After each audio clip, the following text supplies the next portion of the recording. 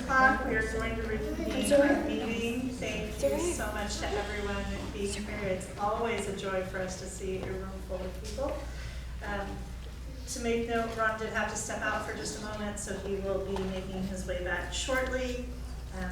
We met in closed session and took no action. So with that, we are going to welcome our students from Lemoncrest and Principal.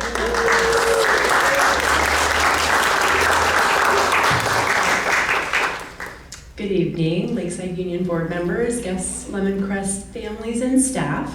Thank you for the opportunity to share about Lemoncrest Elementary, a small school with a big heart and even bigger goals. Our theme this year is planting possibilities, and I think that really fits who we are. We're planting seeds now for the kind of school community that we want to see in the years to come. If I can have our Lion leaders, Macy, Tiana, and Piper come up. They're going to lead us in the pledge and the Lion's Roar.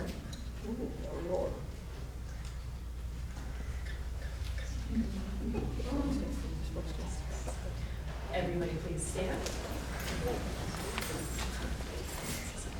Put your right hand over your heart. Ready? Scram a little closer. Begin. I pledge allegiance to the flag of the United States of America and to the republic for which it stands, one nation, under God, indivisible, with liberty and justice for all. Lemoncrest Lions Roar! We are respectful, on task, always safe and responsible.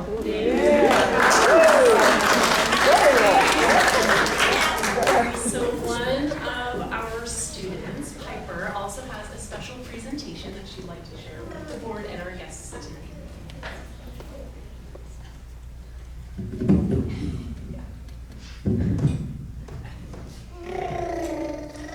Why I love Lemoncrest Elementary. Lemoncrest Elementary is the best school in Lakeside. We earn positive referrals when we're caught being responsible and respectful, which makes learning even more fun. We also have a full-time school nurse who helps make sure we stay healthy and safe. But the best part of being of Lemoncrest is our amazing teachers and staff.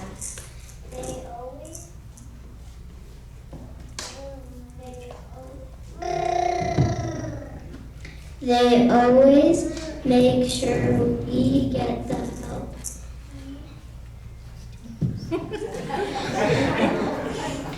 We need to success. These are the reasons why I love being a student at Lemoncrest Elementary.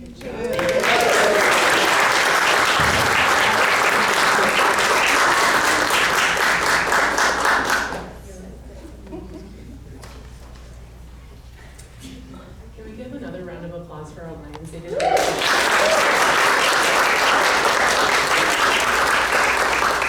So at Lemoncrest, our school plan for student achievement focuses on our three main goals: academic achievement, social emotional well-being, and student safety, and improving attendance. Relating to that goal is family engagement. I want to share with you not only what's going well in each of our goals, but also some of the real challenges that we're facing and the steps that we're taking to address them.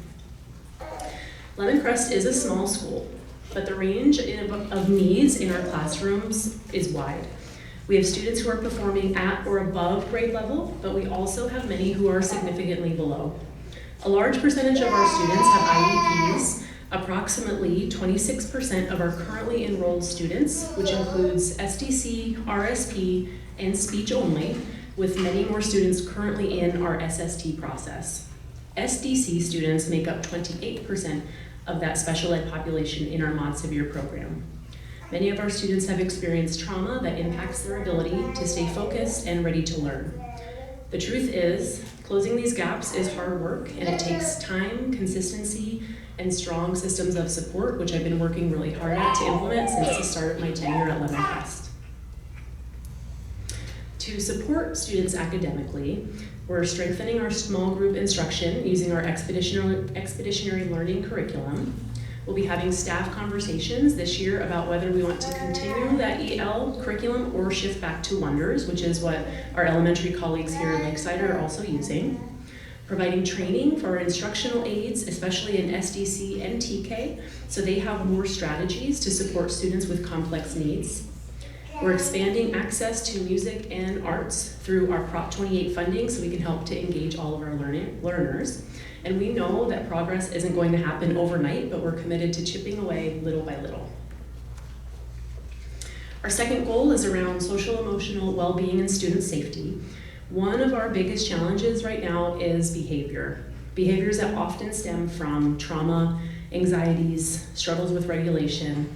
These behaviors don't just impact the students experiencing them, but they do impact the whole class environment. As you can imagine, this poses challenges for our culture. Students and families are upset that their children's education might be impacted by those with behavioral challenges. But I, along with my staff, we stand firm in our belief that 100% of our students deserve to be at Lemon Crest, wherever they are, whatever their areas of growth are. I will not give up on our students, and I'm working to help our families understand that we need to work together as a community to ensure that all of our students succeed. Our staff works incredibly hard to manage these challenges while still delivering quality instruction and care. It's not easy work, but it's heart work. To support our students and staff, we use Second Step to teach those very important SEL skills consistently across all of our grade levels from TK through 5th grade. I hold monthly campus supervisor trainings to build their confidence in managing behavior and fostering positive relationships on the playground. We're also working to strengthen our Peaceful Playgrounds program to give students clear, structured play opportunities and reduce conflicts. We have a full-time school counselor who works in partnership with myself and our staff.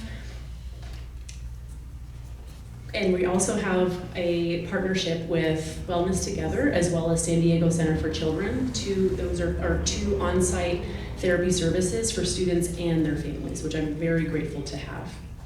As well as our partnership with Feeding San Diego. We know that our students cannot learn, they cannot succeed if they don't have the most basic of needs, one of which being food security. With our partnership with Feeding San Diego, I am so proud and excited to share that we've been able to provide hundreds, I dare say thousands of pounds of food to our families twice a month for over a year, including this past summer. This is food that our families really do depend on, and we're proud and grateful to have this partnership. Our third goal focuses on attendance, and I am proud to say that overall, our attendance has been strong and getting stronger. However, a related challenge that we continue to face that relates to attendance is family engagement.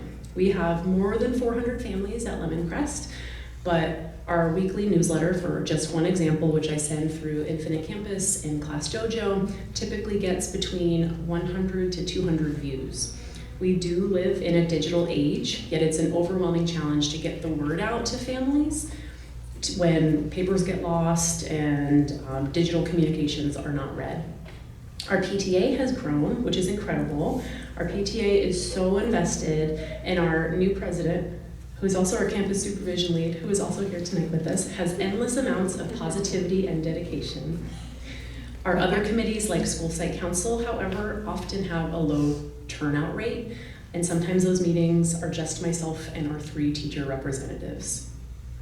So what we're doing in response to keep families connected and supported, we are continuing our partnership with Feeding San Diego, which helps us address that food insecurity and connect families in a very meaningful way.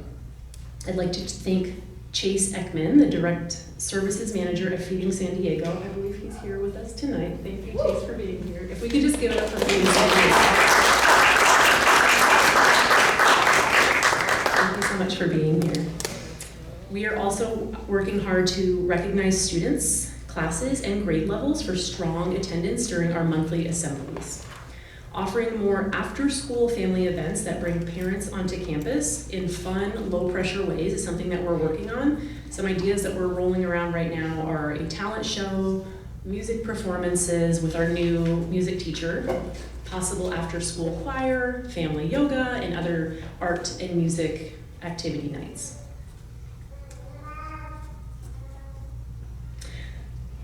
As far as campus improvements and looking ahead, we're working to make Lemoncrest a place our community is proud of, both on the inside and out.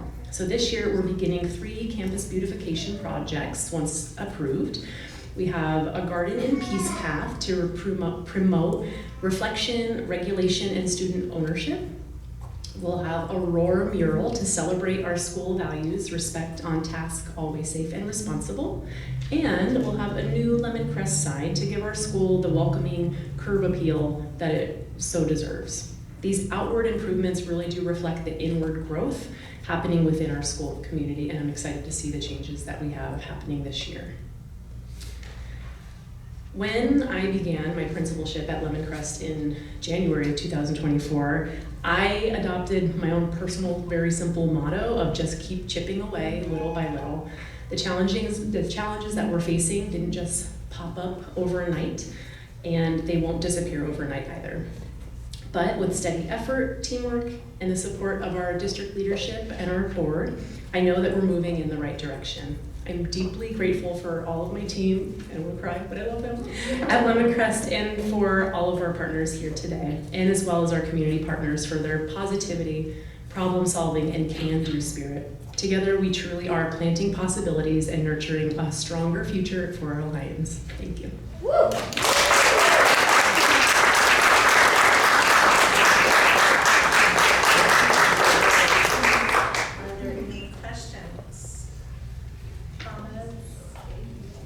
Yeah, just thank you for all your work. You know, one of the things that I love about Lemoncrest is that expeditionary learning program that you guys are doing. I've been excited about that since you launched it many years ago, and I just think it helps the kids grow, and it gives a great opportunity for the kids to dive in on different topics. So thank you for all your hard work, and really appreciate all the stuff you do there. And your staff, I always say a great leader has a great staff to support them, so thank you to the staff as well. Yeah.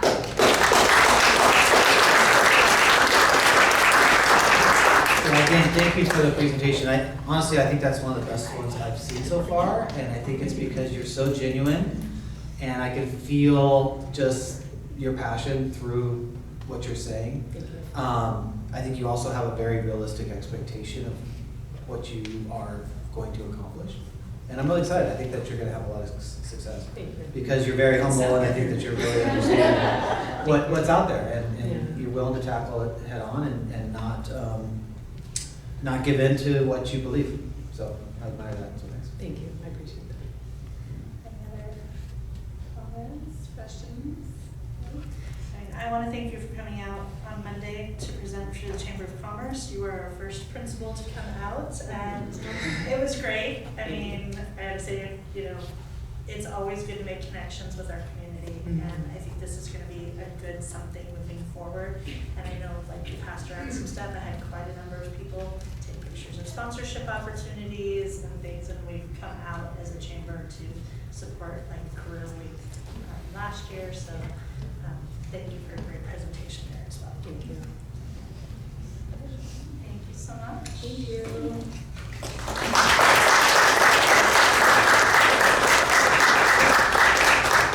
All right, we're going to move right into trustee reports and start with clerk Bennett. Okay.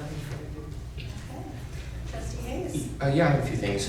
So over the past month, I've been able to have the privilege of, I was able to MC the 9/11 event that we have, our annual 9/11 Memorial Walk that we have from Mary's Donuts all the way up to the old church on Main. And it's an event, if you haven't been to it yet, please go. It's our town's way of honoring the lives lost in 9/11. And I think this year was probably the most emotional packed year. I mean, it was very powerful. And so our speakers were powerful, so I encourage you all to do that. I also held a veto AB 495 rally. AB 495 is a bill that we were encouraging the governor to veto. It's just problematic for children's safety from my perspective, so I was doing some advocacy on that.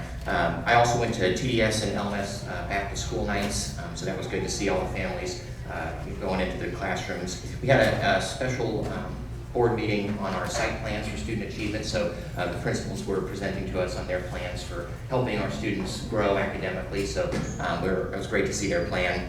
I also attended the National Electrical Contractors Association open house. The superintendent and I had a meeting with CHP regarding kind of the incident that happened around TDS. I'm sure you all heard about the incident where the driver was just crazy town driving up on the sidewalk. And so that was deeply concerning to me. So we went and met with the CHP to see how we can do prevention around our sites and how we can do proactive prevention so things like that just don't happen again, because kids almost got hit. I mean, and that was just absolute insanity. So we met with the CHP, really positive outcome. They are going to be giving us some tips and some suggestions so that we can then go and implement those. So I'm really excited about that. Went to the policy committee, and then this weekend I was privileged to speak at the Ronald Reagan Library on an education panel, talking about the issues facing public education, and so I was very honored to be there. So it's been a busy month, but it's been great. So thank you all for being here tonight. Trustee Casper.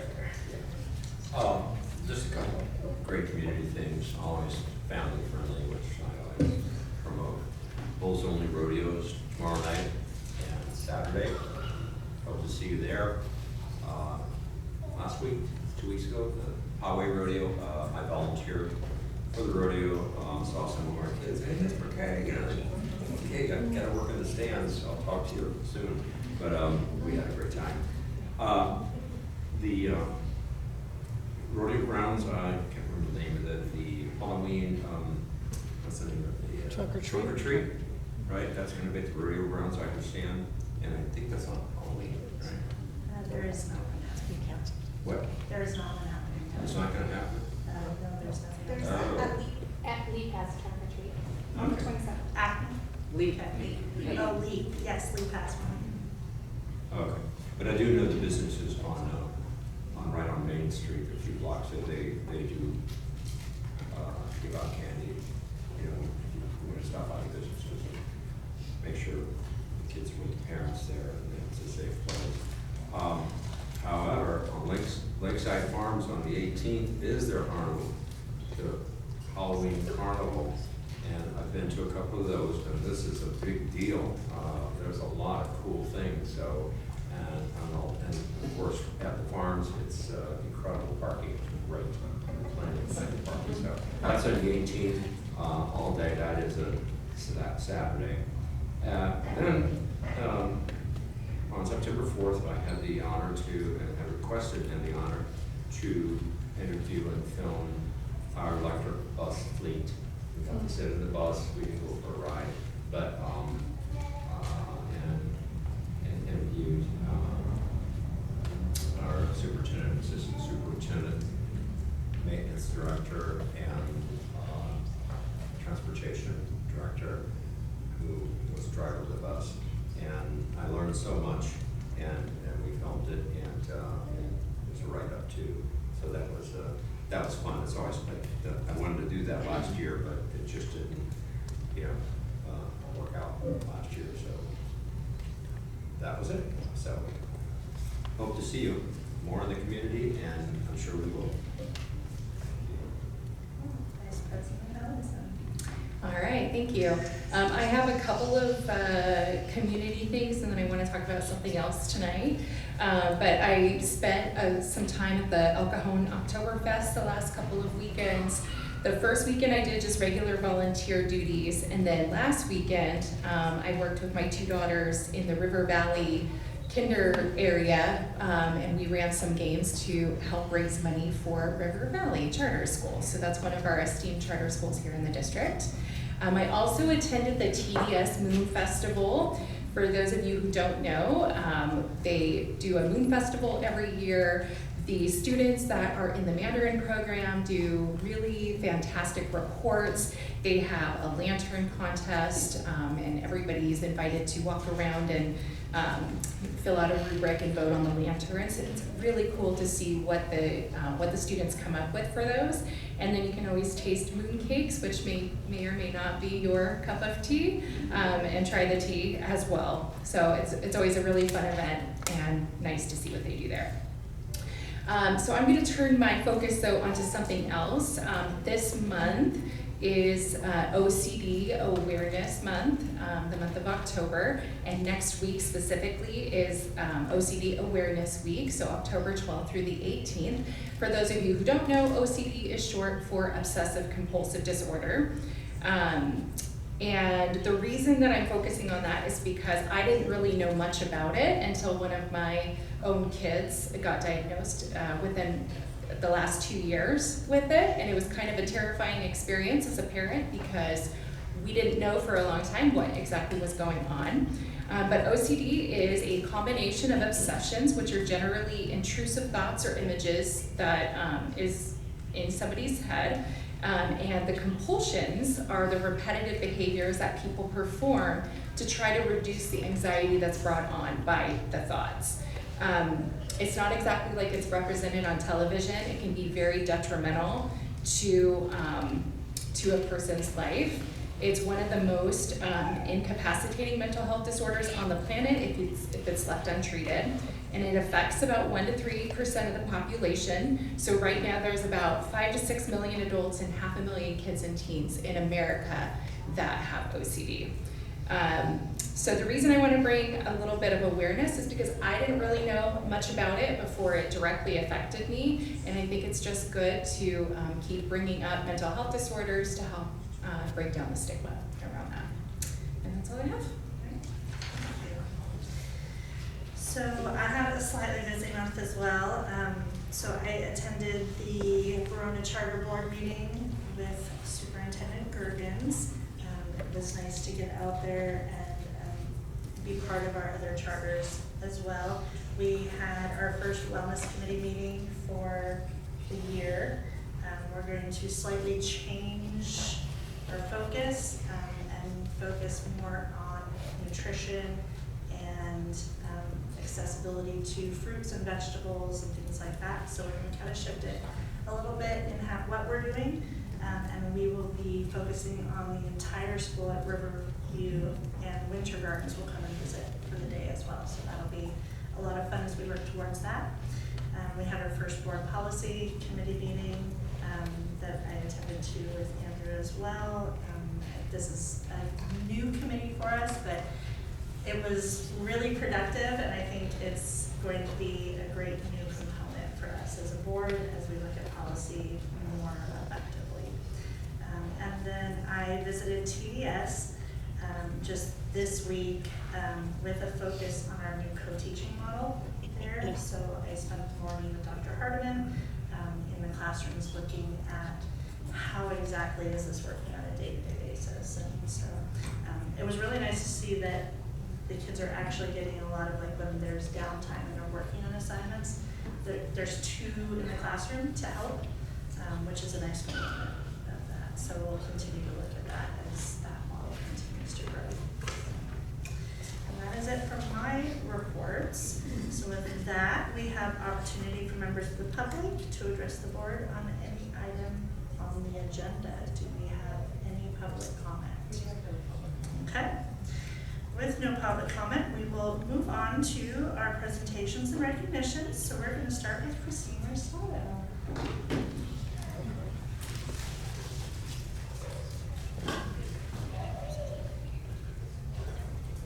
Good evening. We're here to celebrate a good achievement tonight, and I'd like to welcome up Lorraine and all of our bus drivers to come up.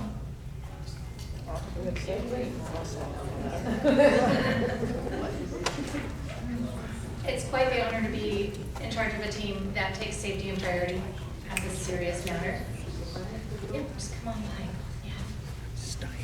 The JPA of the County of San Diego has recognized our bus drivers of having a full year of no-fault accidents. Amazing.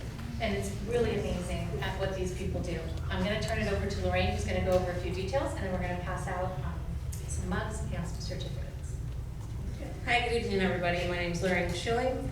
I am a state certified instructor. I just began with you guys August 1st, so I'm new to your guys' district, but I have been in transportation for 18 years. You may ask, what does it take to become a school bus driver here in California? It takes commitment, safety, and a rigorous, demanding process that not many people realize or think of. Our school bus drivers have to go through thorough training and background check process that ensures only the most qualified individuals are behind the wheel. It begins with a minimum of 40 initial training hours, which is split between 20 classroom instruction and 20 behind the wheel, which at the end of the day ends up coming out to 30 to 45 in each section.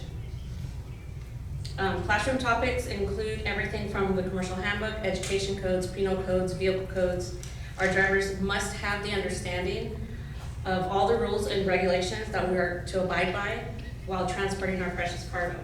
While completing the classroom portion, the drivers must pass a DOT physical and a drug test, maintain a clean driving record and no criminal history, go to the DMV to pass 4 to 5 tests, written tests, which include general knowledge, Class B, air brakes, and passenger endorsement.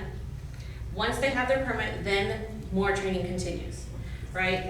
They get fingerprinted and interviewed by a CHP officer or SBOC, which is that's a school bus officer coordinator. They take a written test with the CHP and a first aid test. Once they complete the 20 hours of behind the wheel training, then they finally get to go to the opportunity to take a comprehensive test with behind the wheel test with a CHP officer on board the bus.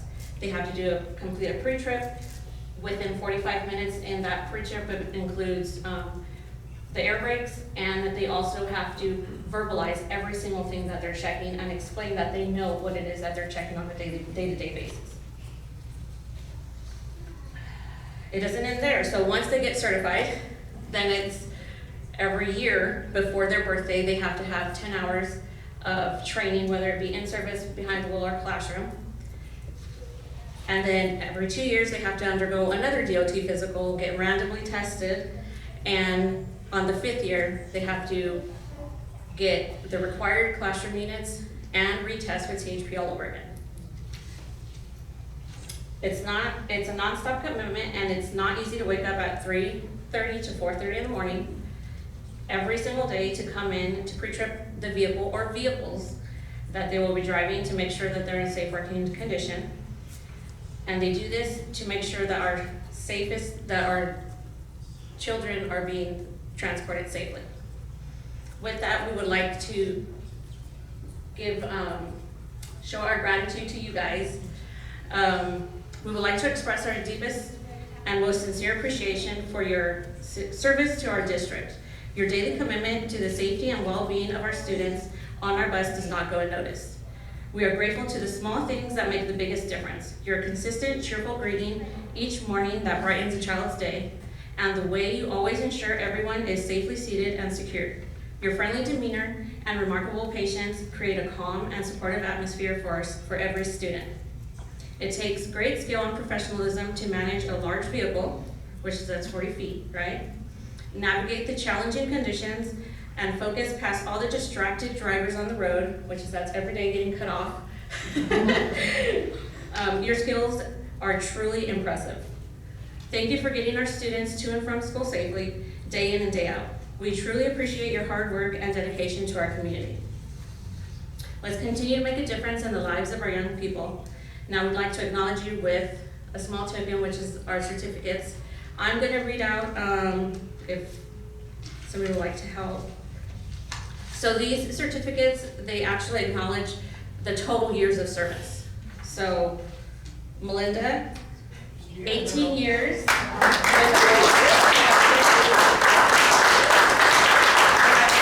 Ashley Pace, 3 years.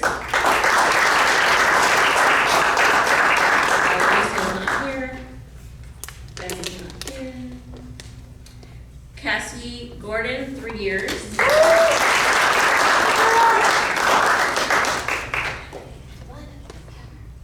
Tressa Milnick, sorry, of 1 year. Robin Moore, 1 year.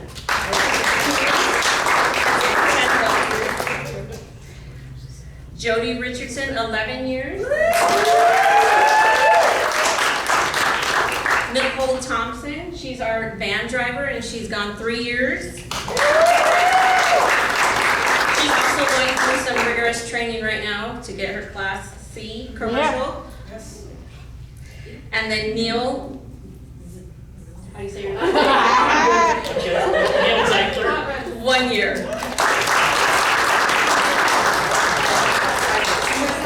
Jenny, my custodial supervisor, could not be here. She is really ill. So she's actually, but she really wanted to be here. She's actually on the list For 21 years. 21 years.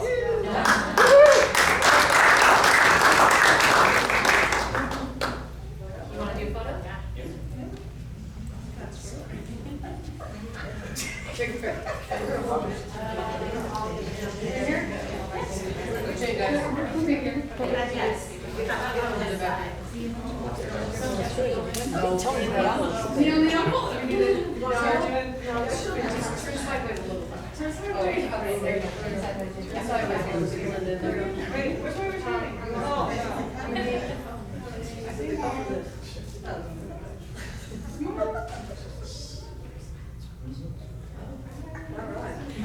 And then if we could get one with the board as well over here.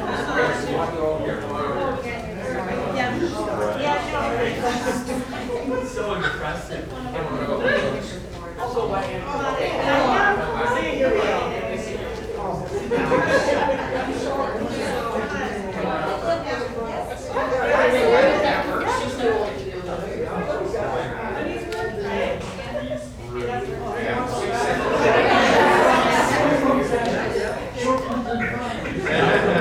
We're gonna need help up. We live to serve. We're very 1, 2, 3.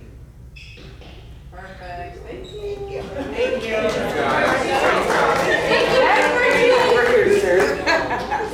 Thank you all so much. Thank you. Appreciate you. Oh, no, you're good. We give you an award, then I try to trip you. Yeah, there you go. Feel free to take off at this point if you like.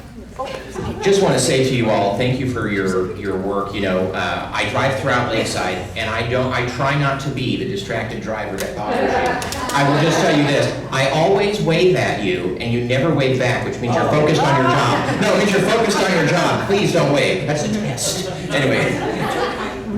So, I thank you all for your hard work. I know you're a friendly face for all of our kids, and they appreciate it, and you know, you create that safety for them, and that's very important because we need them to get to school. So thank you for all your work. Thank you. I appreciate it. It's more than what was on your buses growing up, so I always felt safe and knew that they were making it exactly where they needed to. And even waking my son up when he fell asleep on the way home every single day. And Andrew took my little speech. I'm over Lakeside and I see the buses. I always wave. And so my rationale, I guess, is you're laser focused. I'm not important. You need to look forward as a big bus driver, so that's okay. But I'll keep on waving. Okay. Thank you for keeping our precious cargo safe.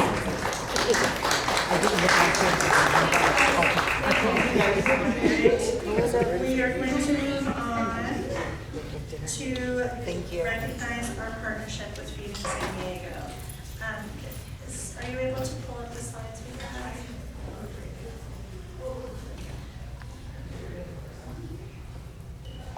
And we do have a representative from Feeding San Diego here, Yes. correct?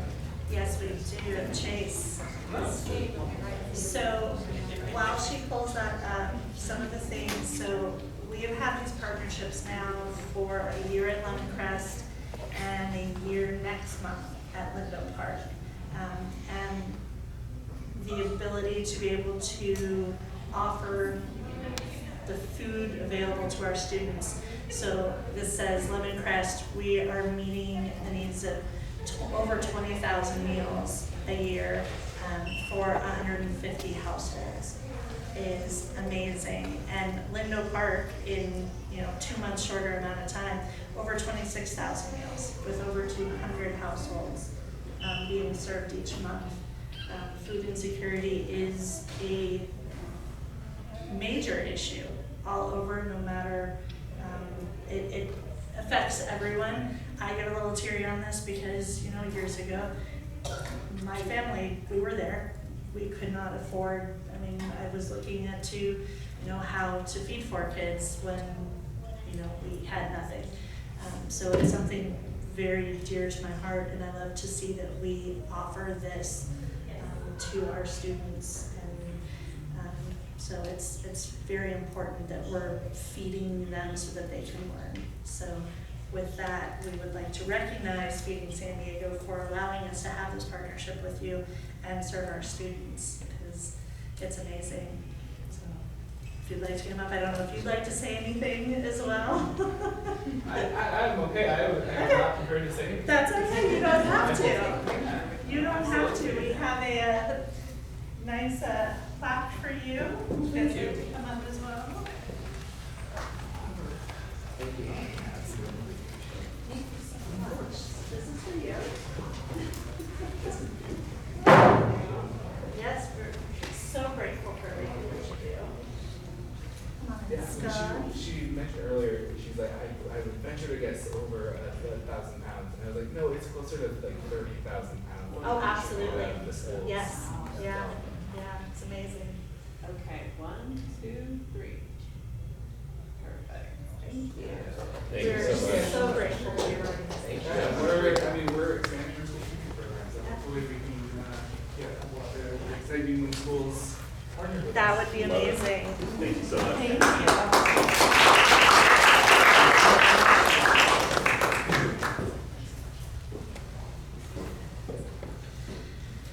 All right, our next presentation is by Superintendent Gergens on our career workforce and vocational opportunities.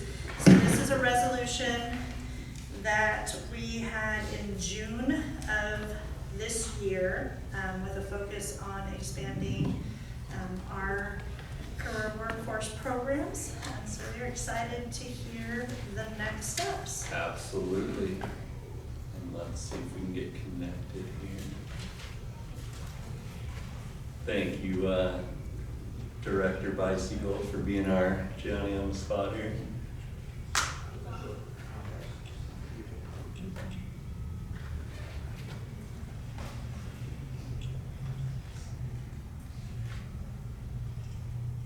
Doing the stream here. There we go.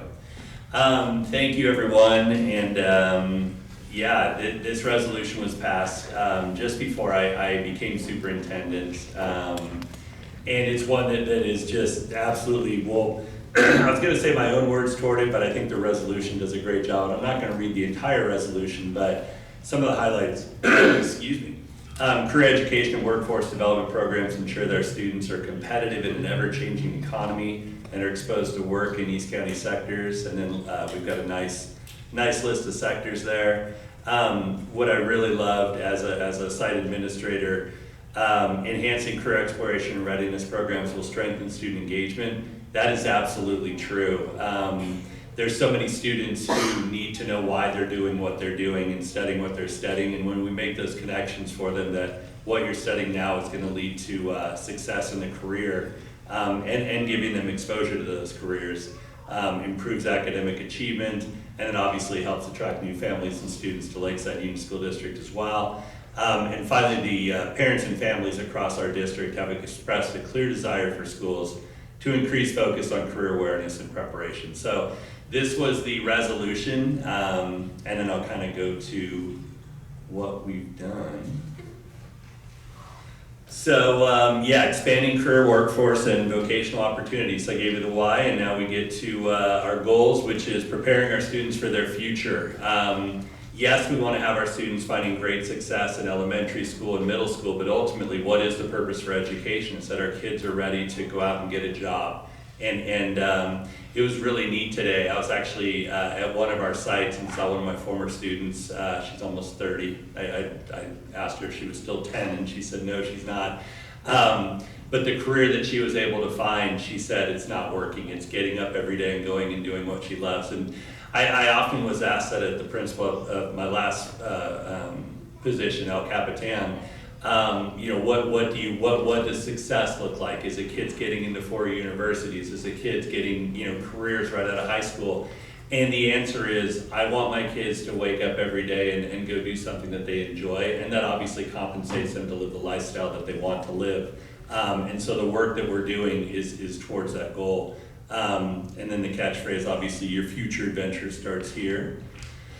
So this month we did a CTE tour. CTE is Career and Technical Education. They used to be, it used to be called ROP, used to be called a few different things, but the goal of CTE is to expose students in high schools to career opportunities. And we chose to go to El Capitan and Santana because that's where the majority of our students from LUSD go afterwards. We were joined by administrators from our district, including middle school principals from TDS and LMS, and also our K-8 that we have, Dream Academy. We were joined by members of the Lakeside Chamber of Commerce, and I'll be talking about them a little bit later. And then obviously Grossmont was very excited to host us. And they've actually created a really neat student ambassador program that I'll be touching on in just a moment. So this we started off at El Capitan. And during our CTE tour, we got to see some absolutely amazing things in action. The tour wasn't designed, we just got to pop in and see what the students were doing. The culinary arts program at Santana, they fed us, it was absolutely delicious. And that one feeds right into a culinary arts program that's at Grossmont College, that the students are able to go through these programs, gain the skills, and then get a job immediately after graduation in the culinary arts field. And there's lots of career opportunities there. The auto body repair and refinishing was amazing. Kind of hard to see because the picture's a little bit small, but the kids are welding plastic in there and doing dent and bumper repairs and things of that nature. So we got to see that over at Santana as well. Everyone knows about the agriculture program over at El Capitan. It's one of the top ones in the state. Honestly, even though I've been in Lakeside for so long, I would always tell people when I went to El Capitan as a principal, I knew about the agriculture program in terms of animals. I had no idea about the floral program, about the leadership programs. Again, the welding that we do, the fabrication work that the students do, and then an absolutely spectacular leadership program as well. So we got to get more information on all those programs. And then another Santana program, the digital marketing program. So both schools have robust career and technical education classes. And quite honestly, one of the issues is that our students here in LUSD aren't aware of all these different programs. So you have kids that are choosing their classes, as 8th graders when they're going to high school, and they didn't know about all the different options and opportunities out there. And so we've got a plan to address that. Both principals are going to be inviting the career and technical education ambassadors to school events so that they can really speak to these and share all these opportunities with our students, which is very exciting. So our partnership with the Chamber of Commerce is absolutely committed and has been committed. I didn't realize this work went back about 3 years, where we have actually taken LUSD students onto career local places and done spotlight videos about what the work is about. And these are all businesses, local businesses, that are really committed to partnering with us. And we need to define what partnering looks like, which is, obviously the exposure to the jobs and mentorships, having them come to our schools. Not only do we have the videos, but we also guest speakers, field trips, and other opportunities for mentorships moving forward. So very excited to find out about this work that's ongoing and to expand on it as well. And like I said, they took time out of their day. That's the president of the chamber, Cassie, and then one of the members, Nina, that were also on our visit.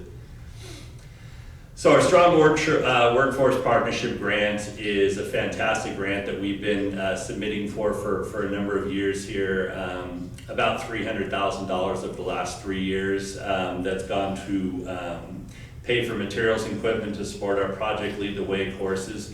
We had Project Lead the Way courses at both schools. At Lakeside Middle School was engineering, and TDS had some other opportunities, aviation, medical pathway, things of that nature.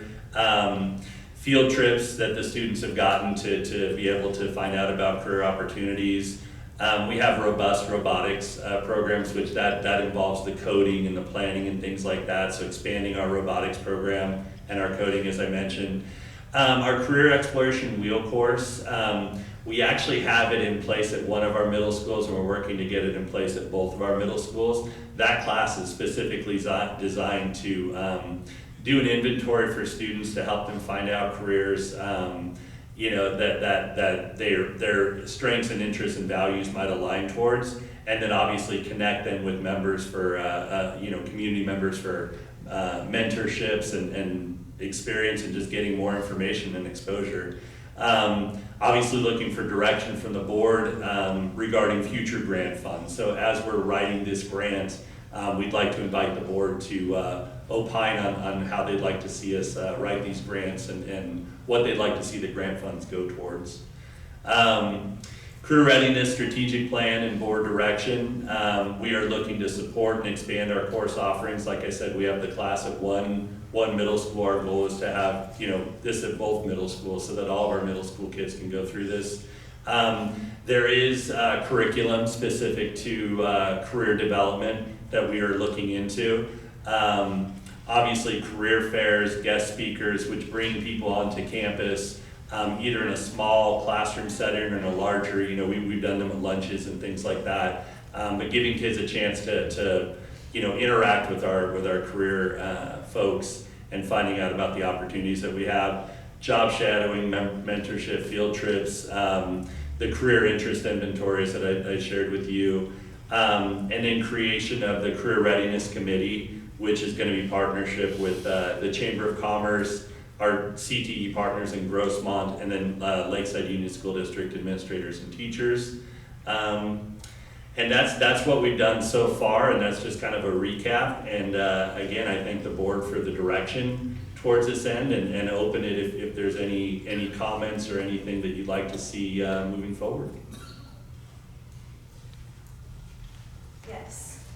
So I know Andrew and I have been working on this project for quite a while. So, you know, in here we're looking for a specific plan to have a cohesive program within the district.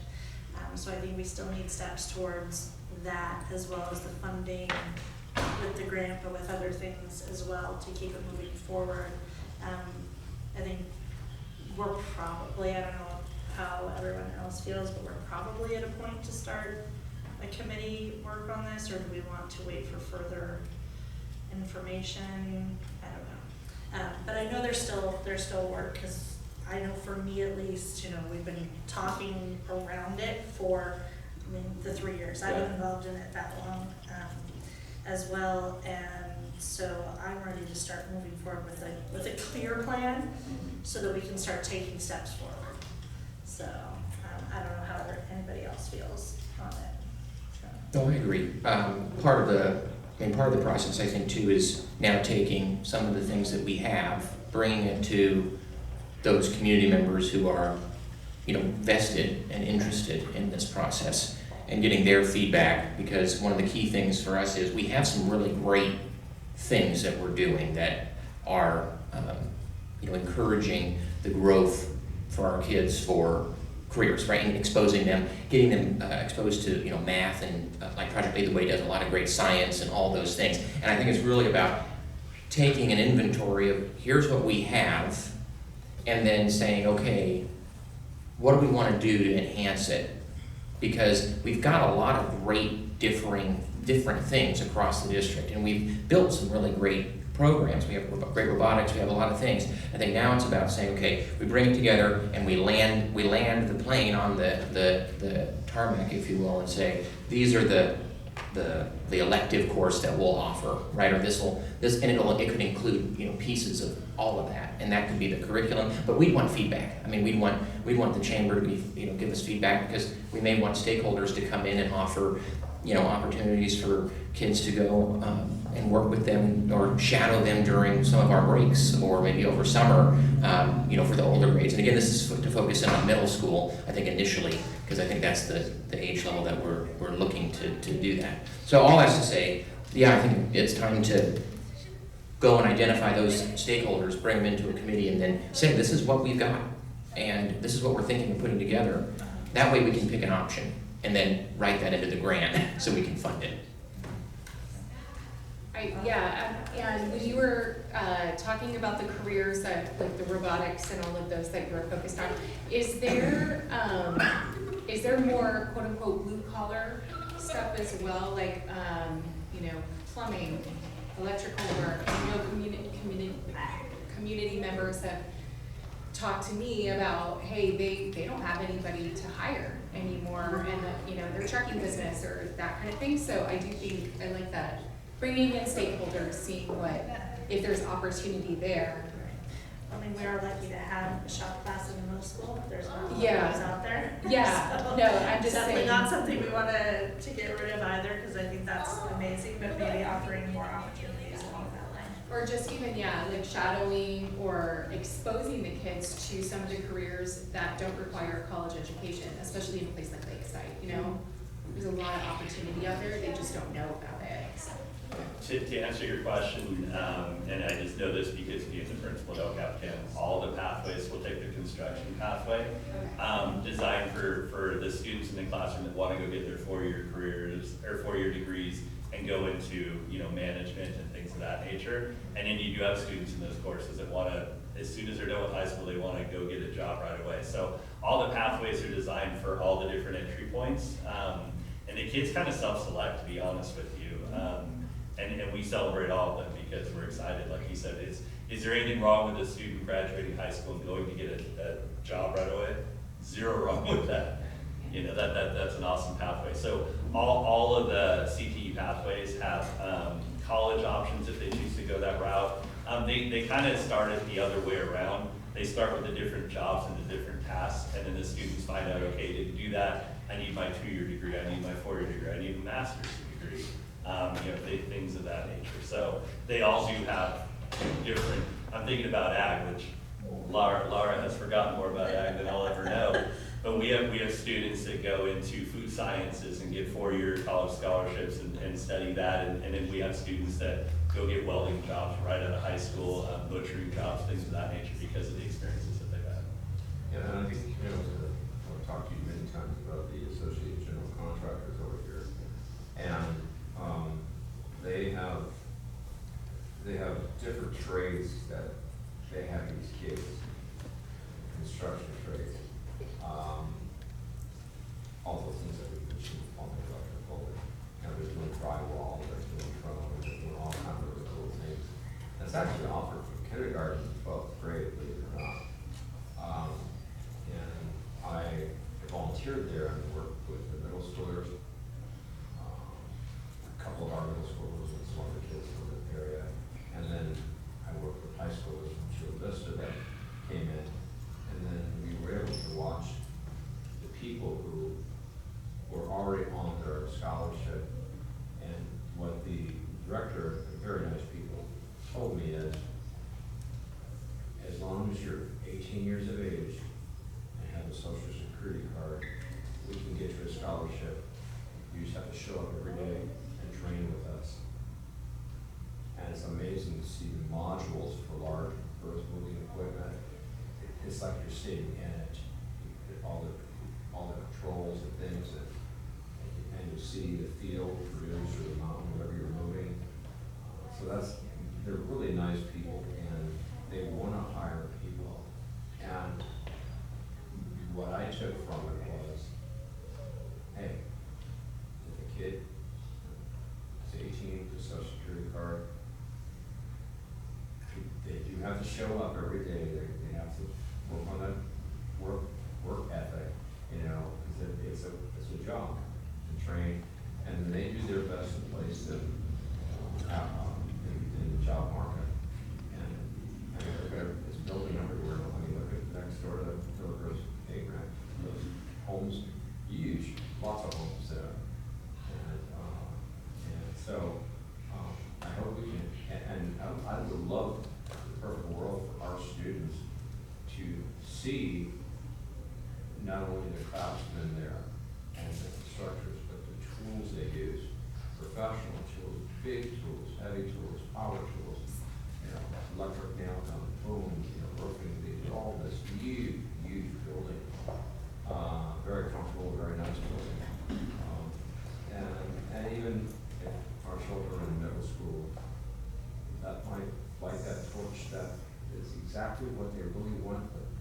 really sure how to express it yet, because they don't feel it yet, they haven't made something. So, yeah. I've been in communication with John Hill. He's their director or their coordinator of apprenticeship and training. And he offered both. He offered to have AGC come out to the school sites, do presentation, and then to host field trips. I told him I was more interested in the field trips just because that facility, like you said, is amazing. And getting our students there. So I forwarded that information to both middle school principals, actually all three, and we're hoping to get that rolling because they. If you get the field trip scheduled, can you let the board know? Of course, absolutely. I really enjoy that place. And I think many of those board members of the main board of AGC, Mike Furby, some of the others from Lakeside Lane, some of these other folks who have, property in the area, who have interest in the area, who have the, the blue collar opportunities, they can be stakeholders we can involve in a review because they know their business, they know their industry. But the other folks that we can encourage too are our trade unions, like our pipe fitters, carpenters. There's many people, sheet metal workers. There's a lot of folks who have opportunities. And by the way, examples of curriculum that we might be able to pick from and look at. And that way we can present it as a holistic idea so that we're moving forward with something that's focused. And the one thing I'll say is I've always been partial to project-based learning, and I've always said that because I believe that when kids get to use their hands to jump in with a project, they can learn all the other things, science, reading, math, all at one time. And I think that for some kids, that might help with our achievement as well. So that's kind of the idea of one of the reasons why I wanted to bring this forward and kind of push us in a direction of getting all the great things that we're doing, because we are doing a lot of great things. And it's a matter of, let's get that all on the table so that we're meeting the need of our stakeholders as well. And I think that's something that's important. And we can connect to the construction pathway at LCAP, which most of our students feed into, which is kind of the idea. So anyway, I really appreciate the time, and that's kind of my feedback. So. Any other questions, comments for you? None for you? Okay, so I think the direction then we want to go is getting set up with our committee. Maybe Andrew, you want to work with Scott on the list that's already been kind of fleshed out and kind of make sure that we're all on the same page with that and then get that scheduled. Excellent. Perfect. Thank you. All right. With that, we are going to move on to Miss Ava Ellenson. So we have a resolution in front of us today recognizing October as Obsessive Compulsive Disorder Awareness Month. Ava, would you like to come speak to that, please?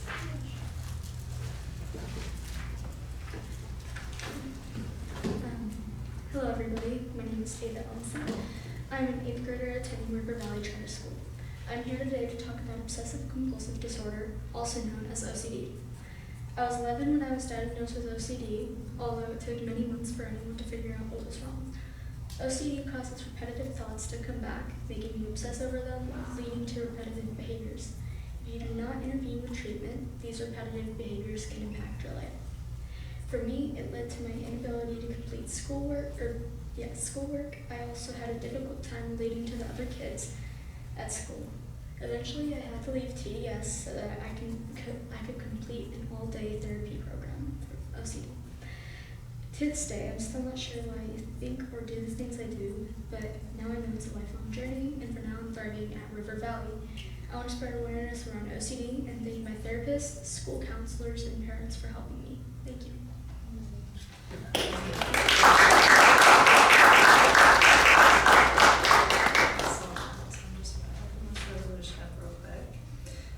So I will be looking for adoption of the resolution recognizing October as Obsessive Compulsive Disorder Awareness Month. Is there a motion? So. Thank you, Adam. Is there a second? Second. Thank you, Andrew. Is there any discussion on this? Other than just thank you for bringing it forward and thank you for presenting on it tonight. I think it's an important topic for us to discuss, and I like that it was led by a student. So thank you so much for that. Yes, absolutely, we appreciate that. So, all right, any other discussion? I just want to say you are amazing. You're incredibly brave, and I'm just really, really proud of you being able to step up and just talk about something that's going on in your life and get rid of some of the stigma that's involved in it. So congrats to you. All right, with that, all in favor? Aye. None opposed, with that passes. Thank you so much, Ava, for being here. All right, so we will now hold a public hearing.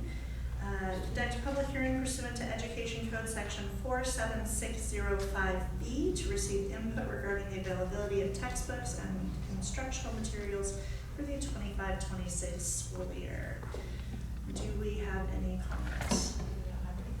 Okay, then we will close that hearing.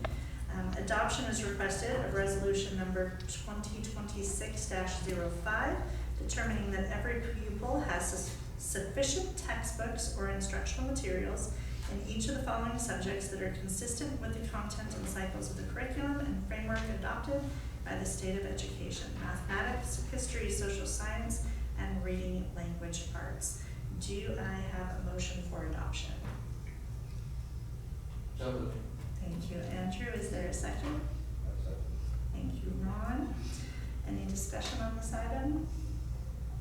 Okay, with none, all in favor? Aye. None opposed, so that passes as well. We are going to move on to designate consent agenda items. Is there a motion to designate items to consent agenda? Thank you, Autumn. Is there a second? I'll second. Thank you. And any discussion on this one? No? All right, all in favor of designating items to consent agenda? Aye. All right. Are there any items that you would like to pull? 4. Okay, I'm pulling 4. Any other items? No? Okay, so I'll be looking for approval of all items on the consent agenda except for item number 4. Is there a motion? So moved. Thank you, Jim. Is there a second? Thank you, Autumn. All in favor? Aye. All right. Moving on to item number 4, which is the resolution 2026-06, Red Ribbon Drug Awareness Week. Andrew. Yep, I just wanted to pull it to draw attention to the members of the public. It's a week for our students to be aware of the dangers of drugs and alcohol. And so I'm a big supporter of ensuring our kids know the risks, particularly in this day and age when vaping is so profound and so many kids have access to so many things they shouldn't. So we do our best to make sure that our students know the risks of that kind of behavior and try to be positive about sharing that as well. So I appreciate all the staff who put a lot of time into this work because there is a lot of work here. So I just wanted to thank the staff for that and also just make members of the public aware to help us help the kids not do any of those bad things. So anyway, thank you, and I move approval. All right, so with that, it would be then October 27th to the 31st. So Andrew moves to approve resolution 2026-06. Is there a second?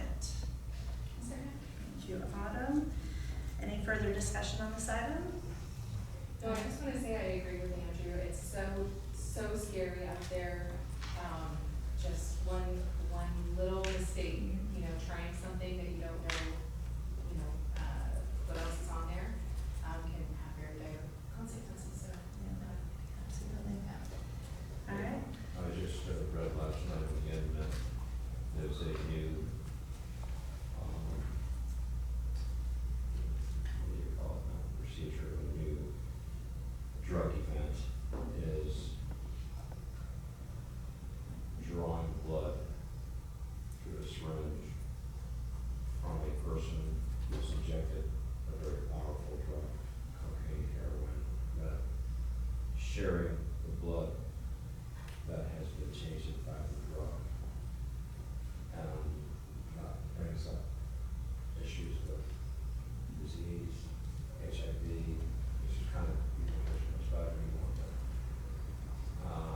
that's, I hope we can see that from our community. I just read about it last night. It's happening. Sounds like it's a desperation thing.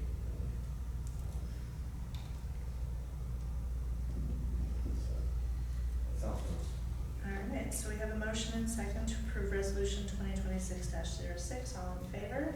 Aye. Thank you. None opposed, that passes as well.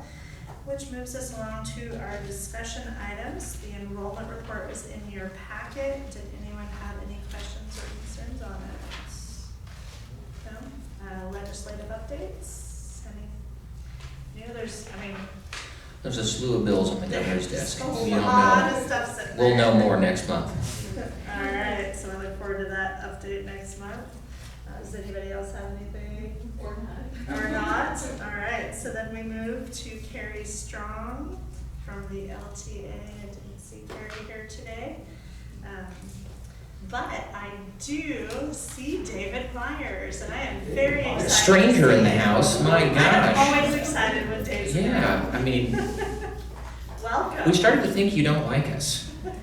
I have my CSCA regional presidents meetings the same night, so we all know that we can't be everywhere at the same time. So. Well, we're very happy to see you. Well, thank you. Thanks for having me. Thanks for having me, board trustees and administration. Appreciate it. I just wanted to point out that our classified staff, especially our bus drivers, that was fantastic. I mean, to go as long as they have without any accidents is fantastic. They're a dedicated group of people, and our classified staff are our students' first people they see. It's our bus drivers. When they get to the bus stop, they pick them up. They get to school. They get to go to food services. They get fed. It's our classified staff. They're very involved in our students. It's a big part. I'm very happy to see this. I love the accolades that come along with it. And we're all here to do what's best for our district and our students, for our community. So I don't have a whole lot, but that's, I think, about it. All right. Thanks so much, guys. Thank you for being Appreciate here. it. Thank you, sir.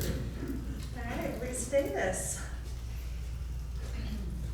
Don't have a whole lot, just we're in full swing with audit season right now, so business office staff and other support staff are busy pulling documents for the auditors, and hopefully we have another good audit year. And that's all I have tonight. Dr. Winspear. Thank you. Just a few quick updates. On September 30th, we had I need these, sorry, I can't read my notes. We had a very lively parent night. It was in follow-up to the Anxious Generation parent nights that we had last year.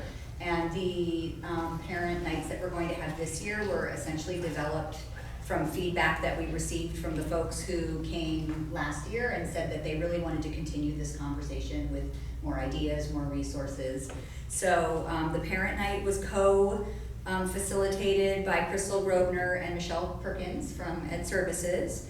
It was a 2-hour event. We fed families, we had childcare, and we had a chance to review and discuss more data about the impact of technology and social media on developing brains.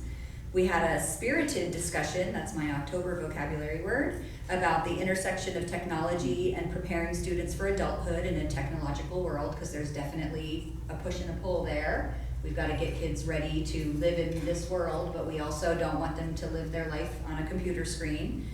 And we provided resources to families, talked about technology addiction, we talked about setting household limits, doing a technology reset at home. And overall, we had about 50 people there, and it was very collaborative. We had time for table talk, we had time for group talk. So we're looking forward to the feedback from that event so we can start planning for the next follow-up event to that. Excuse me. I also want to let you know that our Encore program is going to be back up and running on Monday. This coming Monday, we will start cycle 1 of Encore. We have a new teacher on special assignment this year for that program, Cesar Cahu, and he has been a teacher who's been implementing the Encore program, and so as the teacher who's running the program or coordinating the program, he was really committed to increasing the number of teachers and students in the program. So he has done an amazing job recruiting. He's been going out to staff meetings, he's been talking to his colleagues. So we actually, starting on Monday, have 32 teachers who will be teaching in cycle 1. So the more teachers we have, the more students we can serve. So we will be serving 179 students in cycle 1. It's going to be a 10-week cycle, 3 days a week of literacy intervention for our students in 2nd through 6th grade. And then in cycle 2, we're going to pull in our 1st graders. We didn't want to pull them into cycle 1 because they're 5 and 6, and we just wanted to give them a little bit more time to get acclimated to school. But in 2026, cycle 2, we will be including 1st graders as well. And Cesar is hoping to recruit even more teachers so that we can serve even more students. So we're really excited about that. And then last but not least, we do have district-wide PLC coming up at the end of this month. As you know, we do these district-wide PLCs 4 times a year, bring teachers together, and it's an opportunity for cross-school, cross-grade level collaboration. We're going to use district-wide PLC number 1 to give teachers planning time with our new report card, because our report card window will open for teachers in early November. The report card will go out after the winter break. So we are giving teachers time to collaborate with their grade level team on implementation of the new report card. They've had a chance to see it. We had a committee that worked for 2 years to develop it. The teachers who piloted it were very positive about the changes, but it's still a change, and we want to give teachers time. They know how to do standards-based grading, but it's a new format, so we want them to have a chance to collaborate around it. And then because that doesn't impact middle school, the middle school, 2 middle schools will be cross-collaborating by subject area to just work on alignment and planning together as 2 middle school teams. And that's it for me. Madam Chair, point of order. I have to leave to go to a day job event, so I'm sorry, but Absolutely. I have to adjourn myself. Thank you for being here. All right. Superintendent Perkins. Want to acknowledge the great artwork and beautiful artwork from the Lemon Crest students, and thank Principal Price for a wonderful presentation. It was great to see the students here and to hear about the wonderful things going on at Lemon Crest. Also, on the heels, last month we talked about our back to school nights, and it's great to see all the community members making time to hear about the best ways to set their students up for success, and those were last month. This month, obviously this week, we had our parent-teacher conferences, and being on the campuses, speaking with administrators and teachers, it went great. Parents were here. Now we know the kids. You know, when we do the back-to-school night, we don't even know their names yet because we hadn't really met them. Now we know the students, some really in-depth conversations about how we can partner to increase achievement, take care of whatever issues there are, support our students' learning. So just awesome things going on in terms of getting parents on our campuses and the collaboration happening. And I just, from the teacher standpoint, you teach, and teaching's not an easy job, as I think we all know. And then you get a little break, and then you go right into the parent-teacher conferences, which are, you know, it can make for a very long day. So I really appreciate our teachers and their efforts with making those successful. And that's it for me. All right, thank you. All right, is there anything further that needs to come before the board? No? All right, with that, we will adjourn at 7:14.